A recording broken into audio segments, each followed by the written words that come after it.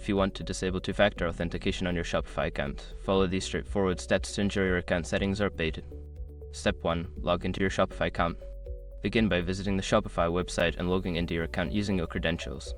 Make sure you have access to your account to proceed with the changes. Step 2. Access account settings. Once logged in, navigate to the bottom left corner of the dashboard and click on Settings.